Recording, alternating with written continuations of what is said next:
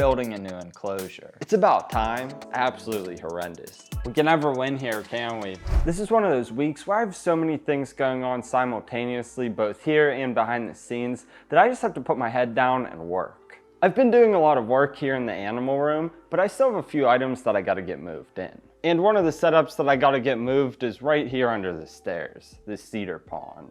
Since I installed casters on the bottom of this, really all I gotta do is just drain it down and wheel it into the other room. Although a little skittish because I just moved them around, the fish are doing great. However, some of the plants have taken a beating because the light cycle was messed up. I didn't realize it was an issue until it was too late, and I let it go on for longer than I should have because I thought I was going to be moving it sooner than now. Anyway, that's addressed now, so I had a few plants to get it up to speed.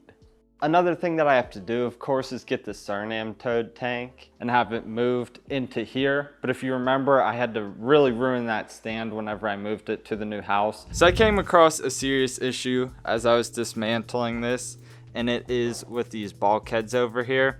Now you see they go through the side of the tank and they're stopped by this 2x4 here. So we actually can't get it off the stand unless I either cut the bulkheads or cut the stand. Let's see if we can pull it off. So I have to build a completely new stand, which I will put to the left here. So I'm gonna do that real quick. You know the drill. I cut up some 2x4s that I locked together with screws in a way that's structurally sound and square. I covered all of that with plywood and painted the interior of the structure to preserve it against water. After that dried, I stained the outside to match everything else. I finished it off with 3 coats of polyurethane, and here we are now. I still have to add the doors on the bottom and the flap that goes above the tank, but I'll do that once it's actually on the rack. For now, I'm gonna get it moved over into the room.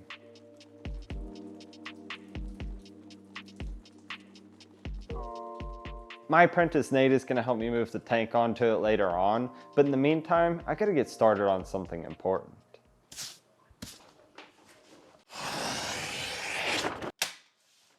And that, of course, is building a new enclosure. Initially, I was going to do a whole tutorial in this video, but I couldn't get it completed in time. Anyway, I got a few Utrusta shelves from IKEA, which I've shown and used before in the DIY IKEA aquarium. I'll combine these with other pieces I have to cut to size. After making the cuts, I sanded everything. Assembling this really is no different than anything else. I tape everything off, clean the pieces with isopropyl alcohol, and apply the silicone. Once the base was done, I also made the equivalent of a window screen, which I secured to the top. I'm really excited to share what I'm going to do with that, but the silicone's got a cure, and as I said, we're moving tanks today. And if you recall, last time whenever we did that, we accidentally, I guess, ruined this one and it's leaking. And then I noticed that there was some water over here, and more specifically all over the power strip. You can see it's just definitely ruined. And I discovered that it's actually Samsons Tank that's leaking now. You can see that it's right where the silicone meets between the 2 pieces of glass on the bottom of the back there. The glass itself is intact, it's not cracked on the back or the bottom. So, and I guess at some point or another, it got twisted up and now it's all messed up.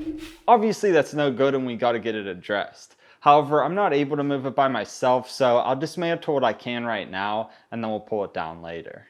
I have no choice but to remove everything to properly reseal the tank.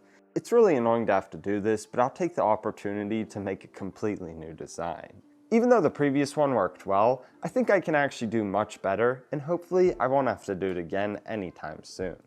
The Orb's Riparium Tank here is another one that I'm not able to move by myself, so I'm going to get it dismantled and put the fish in a bucket, and we'll put it right down there. This has been running for 3 weeks now, and it's doing quite well.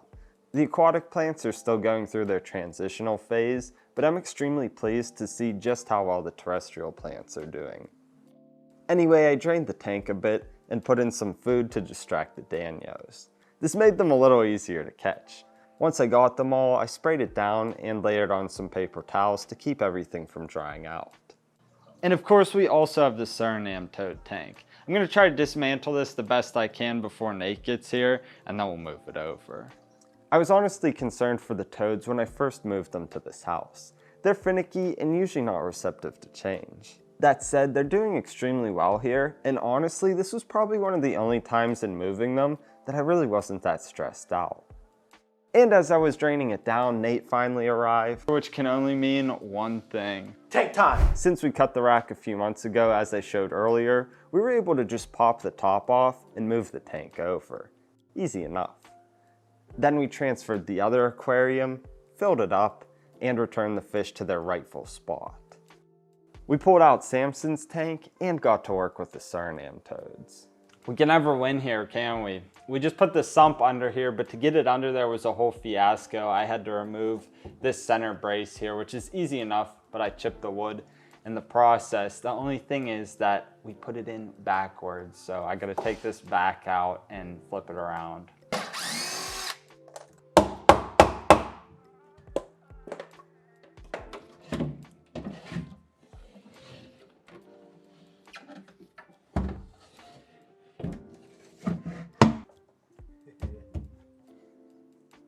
That'll do. It's always a long day when we're moving tanks. I'm tired and it's about time to get these toads back into their enclosure.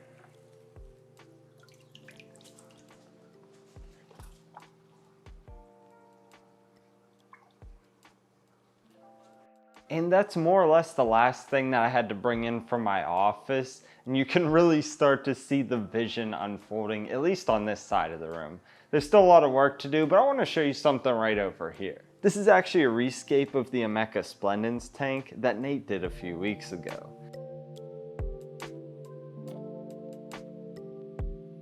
I want to get some more foliage in here, but otherwise I really like what he did. There's something over here that I really need to address though. The lighting situation over here on the new jungle tank is absolutely horrendous. I just did it really quickly though, so that way I could have the proper lighting for the video, but I gotta get this addressed. I enjoy how the spotlights illuminate the water feature, but I do not care for their shop light housings. I came up with something that looks a little bit nicer though. I installed 2x4 risers behind the tank that I'll use to secure adjustable desk lights. You never know what something's gonna look like until you see it, and although I had a feeling these could work, they ended up looking even better than I expected. What do you think?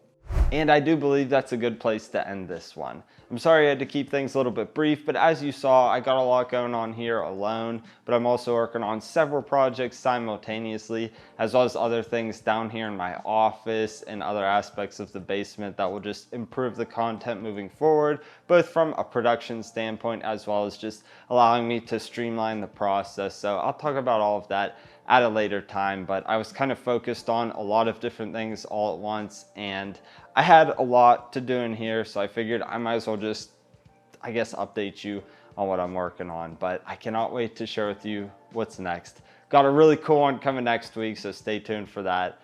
Appreciate you as always. Thank you so much, and until next time, Serpa Squad, take care and peace.